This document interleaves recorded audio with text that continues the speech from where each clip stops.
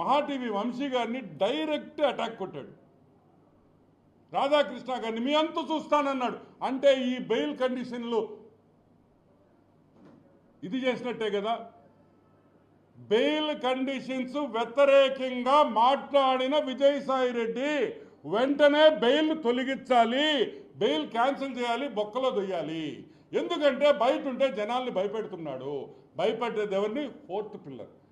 ఇంకో భలే జోక్ వేసాడు. అయ్యో భలే గుర్తొచ్చింది. ఏదో చెప్పాడు, ఆ మదన్న ఏదో ఎవరో పేరు చెప్పాడు. నువ్వు నేను కలిస్తే గేయా అని. ఒరే తిక్కముండా కొడక, గే అయితే పిల్లలు పుట్టారా రే, పిల్లలు పుట్టారా గే అయితే, ఎట్ట పుట్టారా పిల్లల? దానికి పక్కన వాళ్ళందరూ నవ్వడం, అదొక జోకు, వీళ్ళందరూ నవ్వడం. గే అంట గే. సరే, బెయిల్ని డైరెక్ట్గా ప్రెస్ ఛానల్స్ని బెదిరించిన విజయసాయి రెడ్డి, బెయిల్ మీద ఉన్న విజయసాయి రెడ్డిని వెంటనే సిబిఐ వాళ్ళు బెయిల్ క్యాన్సిల్ చేయమని కోర్టులో వేస్తే మేము స్వాగతిస్తాం దాన్ని. ఎందుకంటే ఇక్కడితో ఆగేది కాదు, ఇది పెద్దదై చిలికి గాలివాన్ అవుద్దని మనకు అందరికీ తెలుసు. ఈ who is the father of the child అనేది కూడా బయటికి రావాలి డెఫినెట్గా. ఇంకొక విషయం,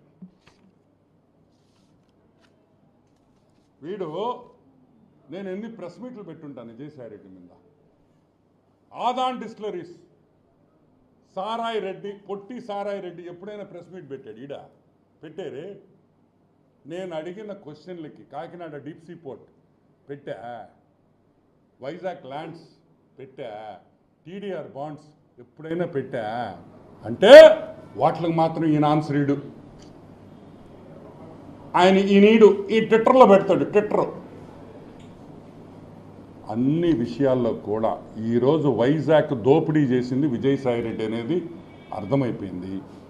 1,60,00,000 ఇచ్చిన ఒక మెంబర్ ఆఫ్ పార్లమెంట్, చెప్తుండింది ఒక సెంట్రల్ గవర్నమెంట్ ఎంప్లాయీ, ఒక మెంబర్ ఆఫ్ పార్లమెంటు 1,60,00,000 రూపాయలు ఒక సెంట్రల్ గవర్నమెంట్ ఎంప్లాయీకి ఇచ్చాడంటే అతను వెంటనే అరెస్ట్ చేయాలి, సిబిఐ ఎంక్వైరీ అడుగుతున్నాం. ఎందుకంటే it is a serious matter. ఒక పక్క మెంబర్ ఆఫ్ పార్లమెంట్ రాజ్యసభ, ఒక పక్క సెంట్రల్ గవర్నమెంట్ గ్రూప్ 1 ఆఫీసర్.